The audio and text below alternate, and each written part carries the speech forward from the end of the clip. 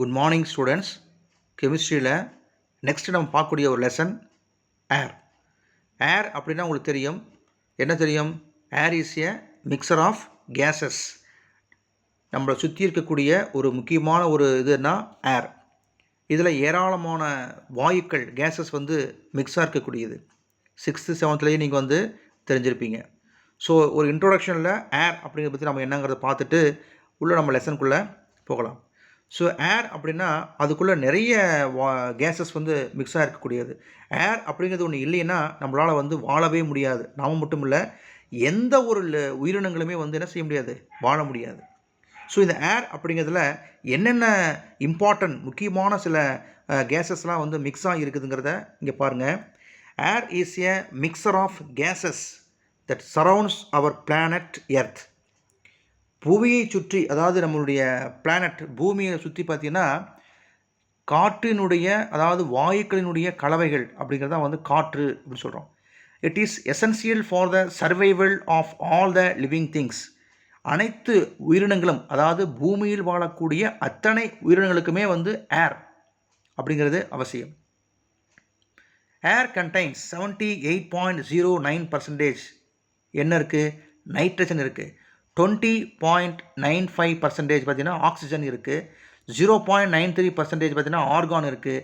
0.04% தான் carbon dioxide and small amount of other gases, மற்றதெல்லாம் இருக்குது.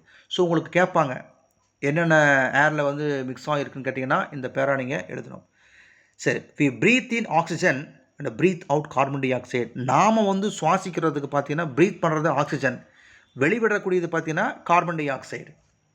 Plants in turn use carbon dioxide for photosynthesis and release oxygen into the atmosphere. தாவரங்கள் என்ன செய்யுது? Plans எல்லாம் carbon tie ஆக்சைடை வந்து ஃபோட்டோசிந்தசிஸ் ஒளிச்சேர்க்கை நிகழ்வுக்கு பயன்படுத்திக்கிட்டு ஆக்சிஜனை வந்து நமக்கு ரிலீஸ் பண்ணுது. அதனால தான் நம்ம என்ன செய்யணும், பிளான்ட்டை வந்து நம்ம வந்து க்ரோத் பண்ணணும். பிளான்ட்டை வந்து நம்ம என்ன செய்யணும், அழிக்கக்கூடாது. பிளான்ட்டை வளர்த்தணும், தாவரங்கள் வளர்த்தணும், மரங்களை வளர்த்தணும்னு சொல்கிறது காரணம் என்னென்னா அதன் மூலியமாகத்தான் நமக்கு ஆக்சிஜன் நமக்கு நிறைய கிடைக்குது இல்லையா? since men have been cutting down trees for their needs, the amount of carbon dioxide in the atmosphere is increasing. மனிதனுடைய தேவைகளுக்காக, அதாவது இன்றைக்கி வந்து நிறைய மனிதர் உற்பத்தி, அதாவது மனிதனுடைய எண்ணிக்கை பார்த்தீங்கன்னா இன்றைக்கி நாளுக்குலாம் அதிக மக்கள் தொகை பெருக்க மாதிரி பாப்புலேஷன் ஜாஸ்தி. அப்போ அவனுடைய நீட்ஸ், தேவைக்கூடிய தேவைகளும் அதிகமாகிடுச்சு. வீடு வேணும், வாசல் வேணுங்கிறான், அவனுக்கு அத்தியாவசிய பொருள் அத்தனையுமே தேவைப்படுகிறது. அப்போ என்ன செய்கிறான், காடுகளை பூராமே என்ன செய்கிறாங்க, அழிச்சிடுறாங்க, மரங்களை வெட்டிடுறாங்க. அப்போ என்ன ஆகும், நமக்கு கார்பன் டை ஆக்சைடுடைய செறிவு அதிகமாகிடும், கான்சன்ட்ரேஷன் அதிகமாகிடும். அப்போ பூமி என்ன ஆகும், ஆட்டோமேட்டிக்காக வெப்பமாகிடும். இதுதான் குளோபல் வார்மிங் அப்படிங்கிறது. So this is responsible for the rising of the atmospheric temperature. பூமியினுடைய வெப்பநிலை அதிகரிக்கிறதுக்காக இதுவும் ஒரு காரணம். Industries and vehicles release gases like carbon monoxide and sulfur dioxide into the atmosphere. அதாவது இந்த வாகனங்கள், வெஹிக்கிள்ஸ், இதிலிருந்து வெளிவரக்கூடிய அந்த நச்சு புகை, தொழிற்சாலைகளிலிருந்து வரக்கூடிய அந்த நச்சு புகை, இதில் பார்த்திங்கன்னா கார்பன் டை ஆக்சைடுடைய கான்சன்ட்ரேஷன் அதிகமாக இருக்குது. Sulphur di oxide, nitrogen di oxide, இதெல்லாமே பார்த்திங்கன்னா புவி வெப்பமயமாதல், அதாவது குளோபல் வார்மிங் அப்படிங்கிறது கண்டிப்பாக ஏற்படும். Acid rain form ஆகுங்கிறான்.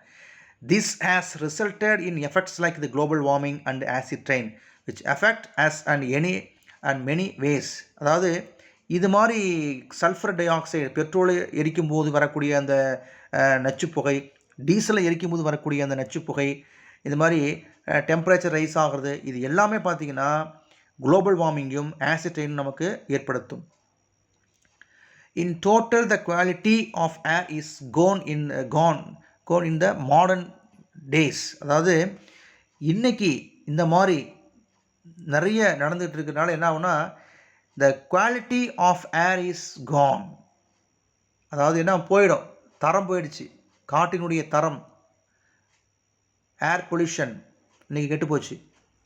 In this lesson we are going to study about the effects like the greenhouse effect, பசுமை இல்ல விளைவு, அதை பற்றியும், அடுத்தது குளோபல் வார்மிங் புவி வெப்பமாயதால் பற்றியும், ஆசிட் ரெயின் அமிலமழை பற்றி நம்ம இந்த லெசனில் நம்ம வந்து பார்க்கலாம்.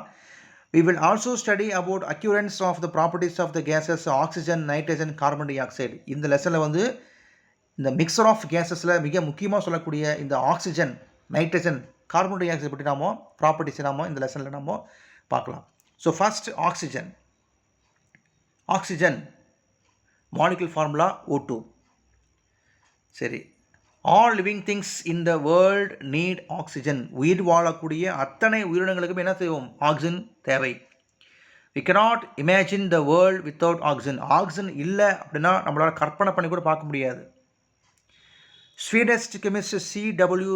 Scheele the first discovered oxygen in 1772. 1772ஆம் ஆண்டு ஸ்வீடன் நாட்டைச் சேர்ந்த ஒரு முக்கியமான ஒரு அறிவியல் ஆய்வாளர், வேதியியலர், சயின்டிஸ்ட், அவர் தான் வந்து ஆக்சிஜனை கண்டறிந்தார். He called the gas fire air or vital life because it was found to support the process of burning. அதாவது இவர் என்ன சொல்கிறாருன்னா, சப்போர்ட் பர்னிங், அதாவது எரிவதற்கு எந்த ஒரு பொருள் எரிவதாக இருந்தாலும் ஆக்சிஜனுடைய சப்போர்ட் இல்லாமல் அந்த பொருள் எரியாது. எங்கெல்லாம் ஆக்சிஜன் இருக்குதோ அங்கே தான் வந்து நல்லா பரவலாக எரியும், கம்ப்ளீட்டாக பேர்ன் ஆகும், முழுசாக எரியும் இல்லையா? இல்லைன்னா இன்கம்ப்ளீட் கம்பூஷன் அப்படின்னு சொல்லுவாங்க, முழுமை இல்லாமல் எரியறதுங்கிறது. ஸோ ஆக்சிஜன் சப்போர்ட் இருந்தால் தான் அது கம்ப்ளீட் கம்பூஷன், முழுசாக எரியுதுன்னு சொல்லக்கூடியது. அதனால் என்ன செய்கிறாங்க, இதுக்கு பேர் ஃபயர் ஏர், நெருப்பு காற்று அப்படின்னு அர்த்தம். ரெண்டாவது, உயிர் வாழ்வதற்கு அத்தியாவசியம் அப்படின்னால விட்டல் லைஃப், உயிர் அப்படின்னு சொல்கிறாங்க. It was independently discovered by the British scientist Joseph Priestley in 1774. அதாவது 2 வருஷம் கழிச்சு பிரிட்டிஷ் நாட்டை சேர்ந்த ஒரு சயின்டிஸ்ட் ஜோசப் பிரிஸ்லிங்கிறவர் 1774 இண்டிபெண்ட்லி தனிப்பட்ட முறையில் வந்து பார்த்தீங்கன்னா தனிப்பட்ட முயற்சியில் ஆக்சிஜனை அவர் கண்டுபிடிக்கிறார். Lavoisier name oxygen. இந்த லவாய்சியர் அப்படிங்கிறவர் ஆக்சிஜன் அப்படின்னு பேர் வைக்கிறார். The name oxygen comes from the Greek word oxyn, which means acid producer. Oxygen என்ன அர்த்தம் அப்படின்னா ஆசிட் ப்ரொடியூசர், அமிலத்தை உருவாக்குதல் அப்படின்னு அர்த்தம். It is called so because early chemists thought that oxygen is necessary for all acid. அதாவது chemist, early chemist, அன்றைய காலகட்டத்தில் வாழ்ந்த கெமிஸ்ட்னா வேதியியல் ஆய்வாளர்கள், அன்றைய காலகட்டத்தில் வாழ்ந்த வேதியியல் ஆய்வாளர்கள் என்ன நினைக்கிறாங்க அப்படின்னா, ஆசிட் ப்ரொடியூசர், ஒரு ஆசிட்டை வந்து நம்ம உருவாக்கணும், தயாரிக்கணும் அப்படின்னா கண்டிப்பாக ஆக்சிஜனுடைய சப்போர்ட் இல்லாமல் தயாரிக்க முடியாது. அதனால் அந்த ஆசிட்டை உருவாக்குவதற்கு ஆக்சிஜன் தேவை. அதனால தான் பேர் வந்து ஆக்சைன்ஸ், அதாவது ஆக்சிஜன் அப்படிங்கிற பேரை வந்து அவங்க வச்சுருக்காங்க. ஸோ இதில் 1 மார்க் கேள்வி பார்த்தீங்கன்னா, ஃபஸ்ட்டு யார் இது வந்து சயின்டிஸ்ட்டு கண்டுபிடிச்சாங்க அப்படின்னா C.W. ஷீலே 1772. அது மாதிரி ஃபயர் ஏர் விட்டல் லைஃப் அப்படிங்கிறது ஆக்சிஜனை குறிக்கக்கூடியது. 1774 வந்து ஜோசப் பிரிஸ்லி வந்து இண்டிபெண்ட்டாக கண்டுபிடிக்கிறாரு. ஆக்சிஜன் அப்படின்னு நேம் சொன்னது வந்து லவாய்சியர். அப்படின்னா என்ன மீனிங் அப்படின்னா acid producer. So 1 mark question நீங்கள் பாருங்கள். சரி, அக்யூரன்ஸ் ஆஃப் ஆக்சிஜன், எங்கெல்லாம் வந்து இந்த ஆக்சிஜன் வந்து பரவி கிடைக்கிறது? Oxygen is the most abundant element on the earth by mass and the third most abundant element after hydrogen and helium in the universe. அதாவது ஹைட்ரஜனுக்கு அடுத்தது, ஹீலியத்துக்கு அடுத்தது பார்த்தீங்கன்னா 3ஆவதாக கிடைக்கக்கூடிய இந்த பூமியில் கிடைக்கக்கூடிய முக்கியமான ஒரு எலிமெண்ட் எது அப்படின்னா ஆக்சிஜன் தான். It acquires both in free state and combine state. அதாவது தனித்த நிலையில், ஃப்ரீ ஸ்டேட்டாக தனித்த நிலையில் வந்து ஆக்சிஜன் கிடைக்குது, கம்பைன் ஸ்டேட் இணைந்த நிலையிலும் கிடைக்குது, வேறு இதோட சேர்ந்து இருக்கக்கூடிய மாதிரி.